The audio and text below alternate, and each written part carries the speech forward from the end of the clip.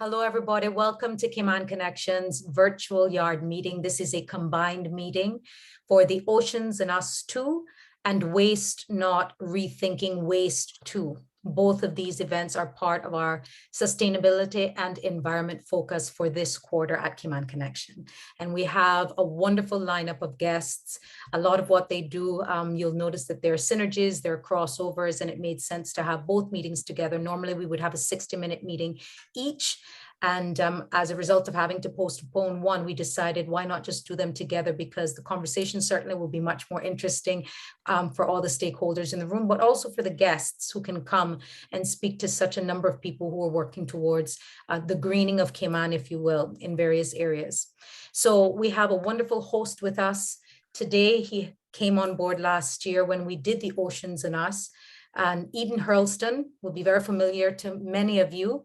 He represents Amplify Cayman today, and he is very outspoken, has always been involved in the Cayman community and trying to make a difference in various ways. And we really appreciated the time he took with our guests last year and the questions that were posed, and his general interest in seeing improvements across the Cayman Islands and working with various stakeholders to do just that. So Eden, thank you so much for coming to the virtual yard to spend time with us once again, and also to introduce our guests and share in the conversation about waste management, reef and coral health, but also just generally, working towards a greener, cleaner planet, starting at home. Eden, welcome.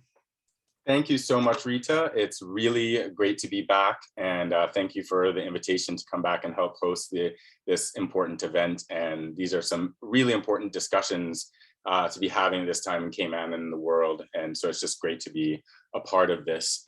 We have got a lot of great presentations and a lot of great information to share with everyone today. So let's get right into it. And we are going to just let you know who our guest panel is today. And we are going to break right into some amazing presentations here and get this conversation going.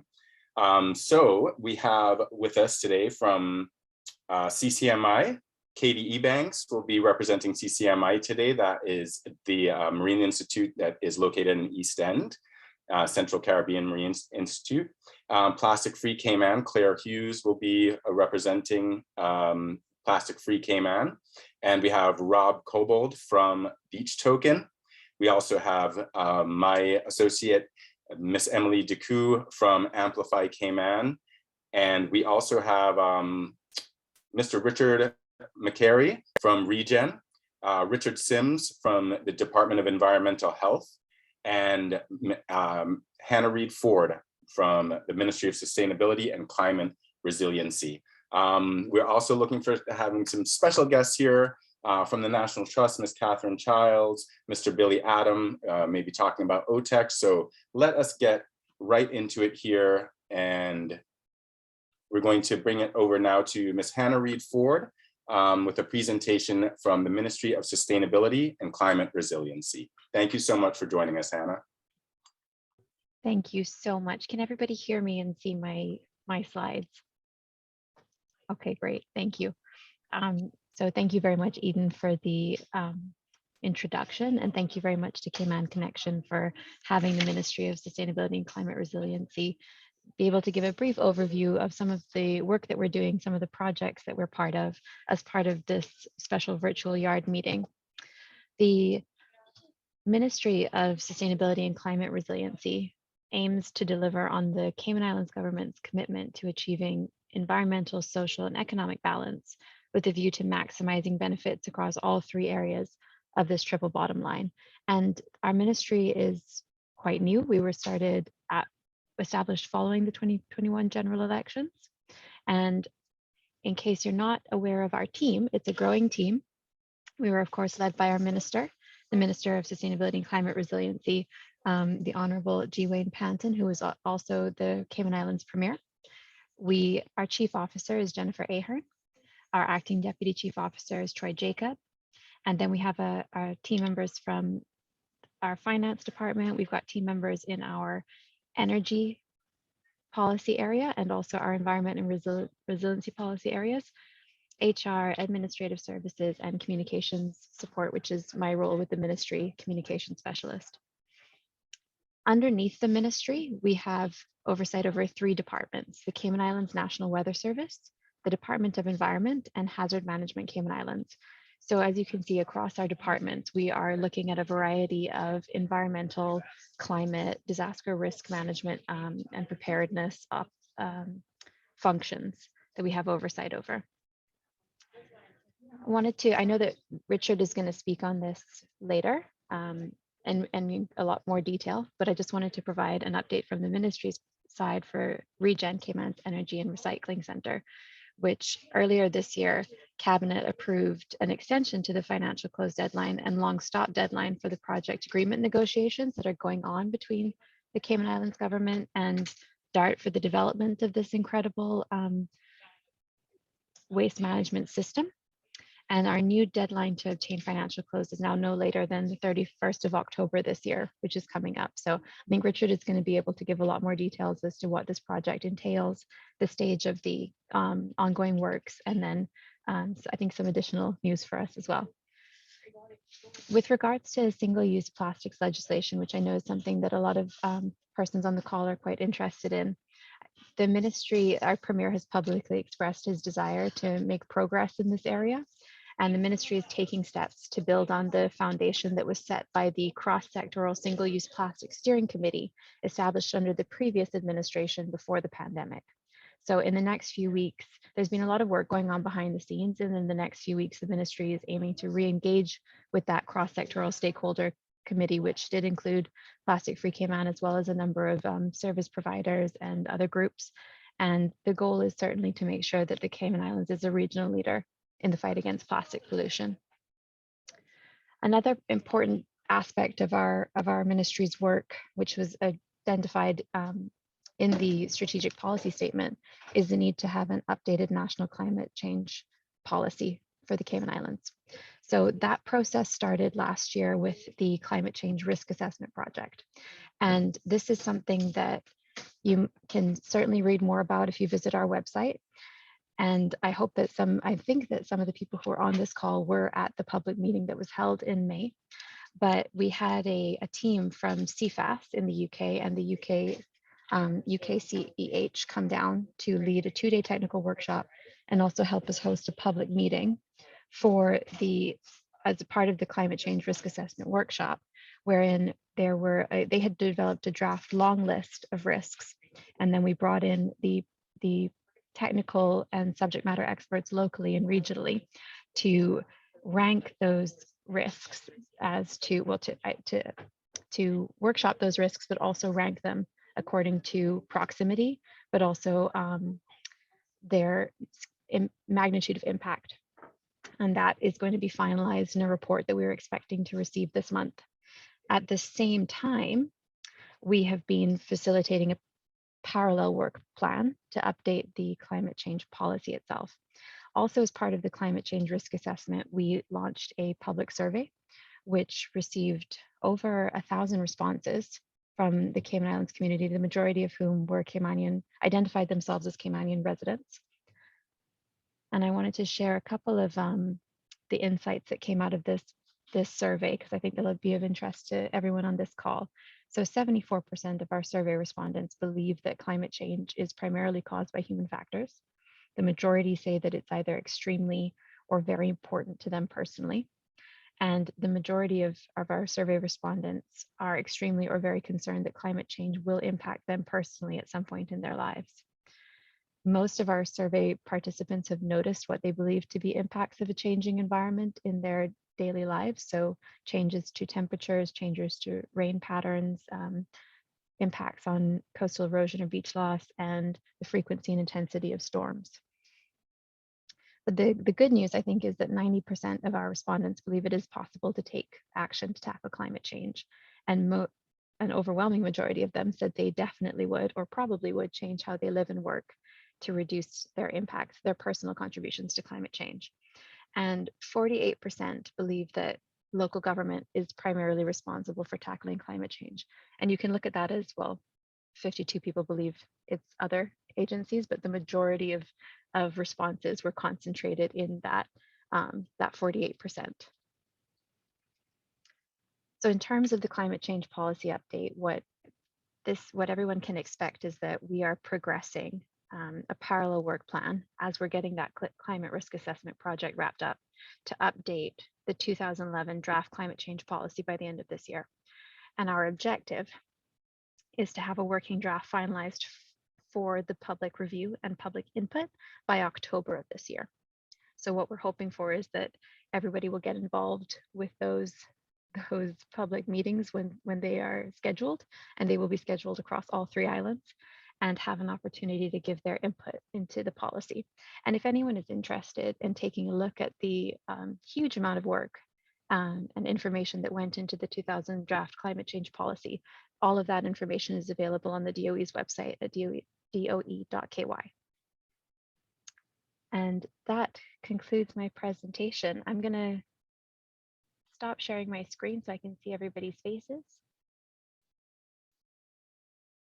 and pause for any questions. And I will say that if I'm not able to answer a question right here and now, what I will do is make a note of those questions, be able to go back to the ministry team, and then facilitate those responses through Cayman Connection. Thank you very much, Hannah.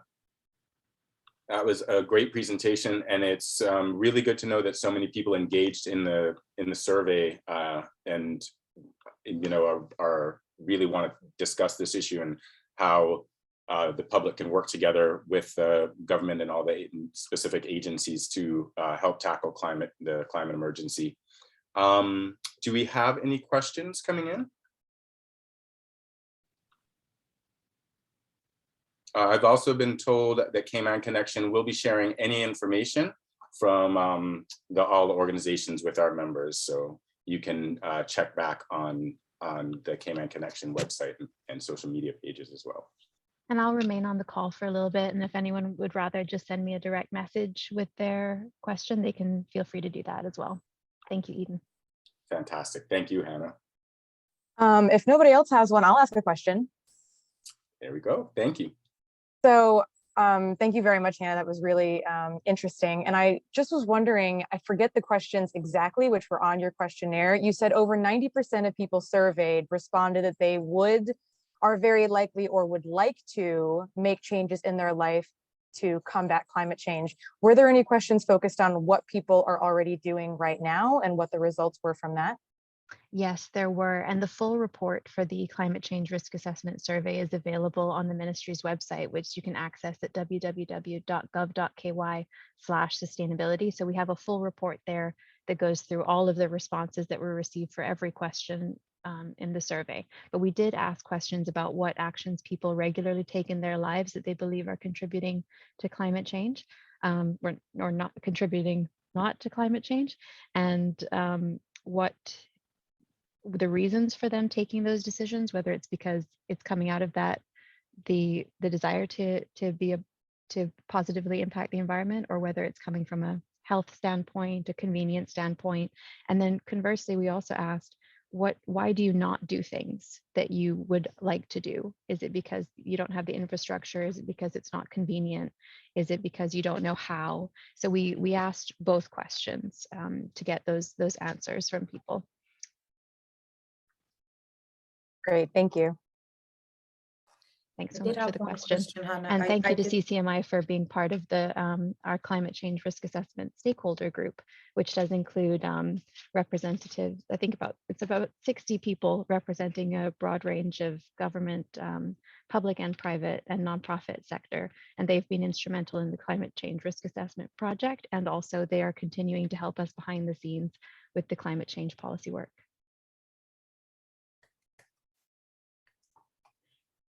I wanted to ask you, Hannah, about the 45%. I did the actual survey, but I don't remember what the other options were. You said 45%, or the total number of respondents. I guess they said that 45% of the responsibility lay with the government to make the changes. What were the other options? Is it 48%? 48% believed that it was that local government was primarily responsible. I think the other options were private companies or international bodies, international companies. Like we did it so that we were hoping to see, you know, where do people think, if people don't think that Cayman is a major contributor to climate change, where are they expecting that push for policy reform to come from? Is it local, or are they wanting something that's coming from a different level? But I think even though overall it was slightly less than half that said it should be government, all of those other responses were much smaller numbers Yes. of responses. Understood. So the most of the responses were concentrated with local government. Understood. Okay, thank you for that. Thank you for the question. Does anybody else have questions for Hannah?